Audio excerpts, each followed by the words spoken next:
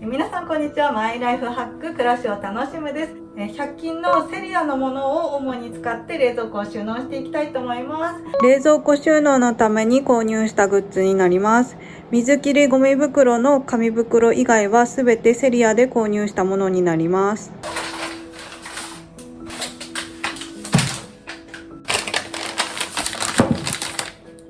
すべての冷蔵庫のドアポケットに入っていたものが、取り出せました。ダイソーの紙袋に入れているので取り出す時もすごく楽でした。これが今のドアポケットの状態になります。すべて取り出した後ですね。やっぱり紙袋に入れてるとドレッシングが漏れないので、それが本当にすごくいい点だなと思います。冷蔵庫のドアポケットに入っていた棚は食器洗剤で洗っていきます。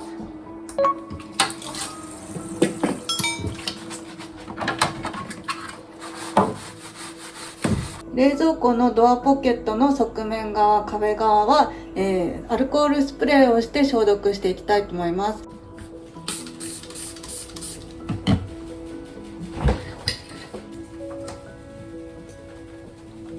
こんな感じでちょっとへたってきちゃってる、くしゃくしゃになっちゃってきてる、紙袋をダイソーのゴミ袋に変えていきます。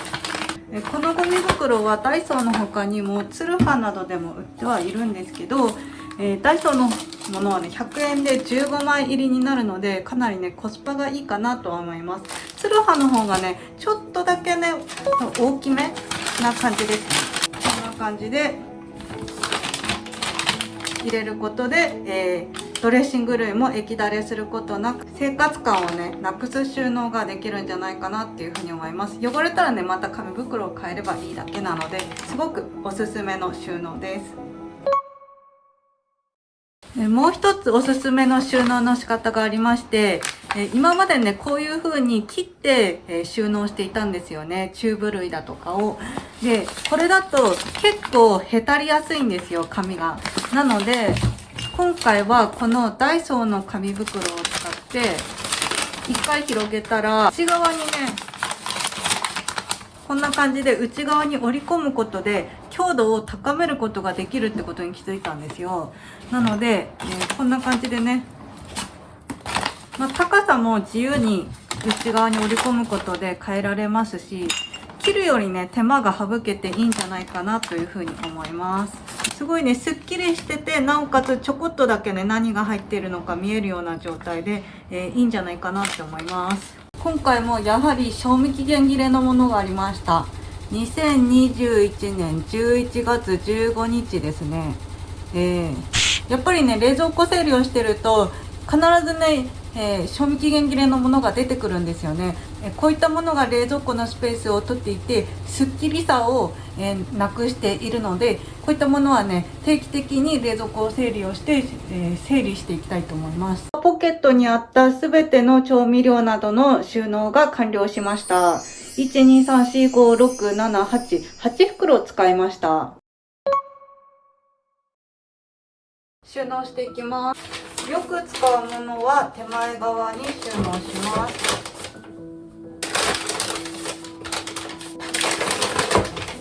あまり使わないものは奥側に。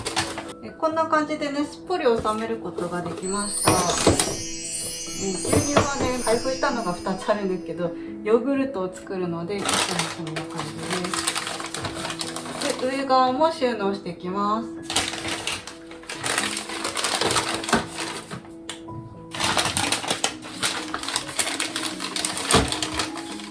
こんな感じで、調味料のすべてが、収納されました。収納することによって上の段もね開きました。すごいすっきりしました。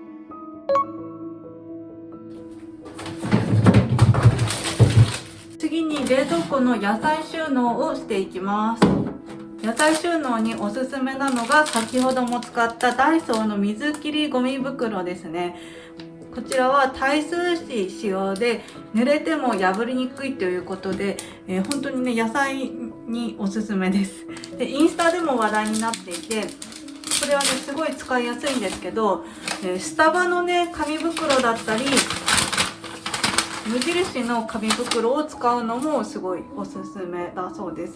でダイソーのはもともとこんな感じで通気口みたいのがちっちゃく開いてるんですよね。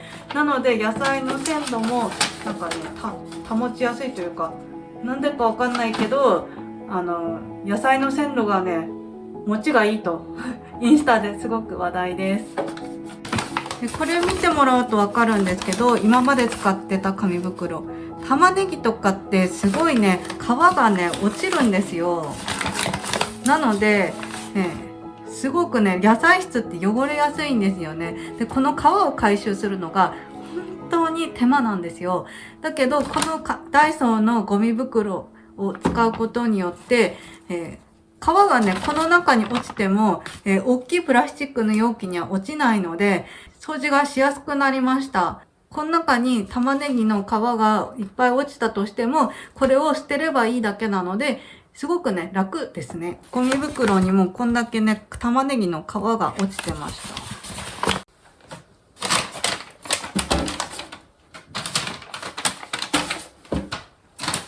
こうやって種類別に分けておくことですごく使いやすくなります。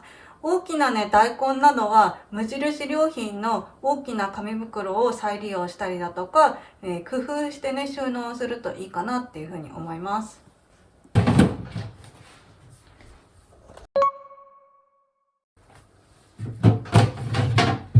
かなりね、上部分は汚れてますね。ちょっとやばい。これを中性洗剤で洗っていきます。次に使うのがセリアのスタッキングボックスになります。こちらはすごい使いやすいです。いろんなところに使えるので、本当家庭にね、何個かはね、あるとすごく助かる商品だなっていうふうに思います。基本的には、使う頻度が高くて、毎日ちょこちょこ使うもの、開封はしてあるんだけど全部は使い切ってないものとかも、この中に入れておくとすごく分かりやすくて使いやすいかなっていうふうに思います。ここは高さがあるのですごい使いやすいですね。こんな感じですっぽり入りました。もう使う頻度が高いのでここに入れておきます。こちらのセリアのA4 のファイルが入るケースを収納していきます。100円100円で200円になります。今卵が2パックしかないのであれなんですけど、こんな感じでね、卵のパックを3つね入れることができます。卵いっぱい使うので、3つ入るのがすごい便利です。中段にプリン、乳製品は乳製品っていう風に揃えたいんですけど、まあ生クリームですね、ホイップとかを、中段に収納していきます。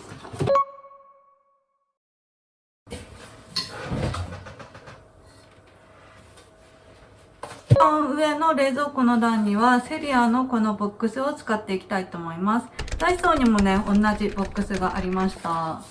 ここには、冷所保存用のお薬を入れていきたいと思います。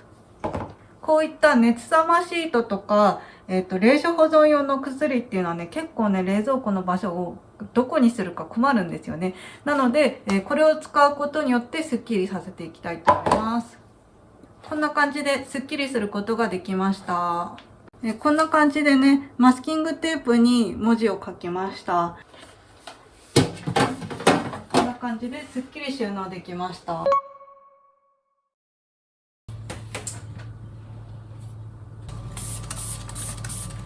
セリアのこの収納ボックスに保冷剤を入れていきたいと思います。ダイソーでも同じような収納ボックスが売ってます。こんな感じで氷枕とか、こういったアイスのを入れていきます。これはシャトレーゼでもらったアイスのんです。こんな感じで、ラベリングしておくとすごく見やすいです。何が入っているかすぐわかります。もう一つのこのセリアのボックスには魚介類を入れていきたいと思います。こういったパック詰めした魚だとかを入れていきます。で、こういったタコとかちっちゃくぶつ切りにしたやつを入れていきます。こういう箱に入れないとバラバラしちゃって、場所を取る割に何が入ってるかわかんないみたいになってくるんですよね。なので、ここにね、しっかりラベリングして何が入ってるかわかるようにしていきたいと思います。こんな感じで収納しました。まだ余裕はあるんですけど、もう1個分はね、ちょっと厳しい感じですね。この白い箱。2段目になります。ここに入れていくのは、セリアで購入したフリーザーエンドを使っていきたいと思います。こんな感じで、ちょっと重ねて収納します。こうすることで仕切りができるの分かりますよね。すごい便利ですよね。で、私結構肉とかは、このひき肉とかはパック詰めしないでそのままポンって冷蔵庫にめんどくさいんで入れちゃうタイプなんですよ。なので、このままねポンって入れていけばいいだけなのですごい簡単ですよね。で、こっちは鶏肉。こっち豚肉で、こっちが鶏肉。すごいわかりやすくないですか？綺麗。豚肉、鶏肉。いいですね。このフリーザーエンド。一番下の段ですね。ここに、長さ調整できるフリーザーエンドを使って綺麗に収納していきたいと思います。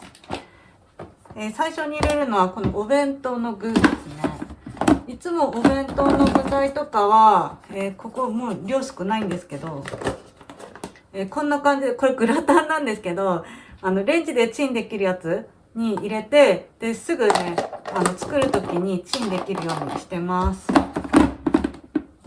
で、こんな感じでお弁当のタッパーを収納していきます。で、その次どうやって使おうかな。ここに使おうかな。長さ調整できるのが本当にいいですね。で、これもお弁当のやつだから。で、これ特大のミックスチーズ。チーズね、結構すぐ使っちゃうんで。で、ここに冷凍の野菜ですね。で、この冷凍の餃子とかも、この中に入れておきます。で、冷凍の肉団子ですね。業務スーパーのやつとかも入れておきます。全体的にお弁当に使いやすいものがこの中に収納できたと思います。すごいスッキリしました。で、この余った上の段の隙間にはこういったね、大きい魚をここに入れておきます。そうすることでここにね、魚類、魚介類をまとめることができました。で、1段目は魚介類とアイスノン。2段目はお肉。3段目は冷凍食品などのお弁当に使いやすいものをまとめました。フリーザーエンドのおかげで結構ね、仕切りができるので、スッキリしました。ほんとこれ一つあるかないかでかなり収納の仕方が変わってくるなというふうに感じてます。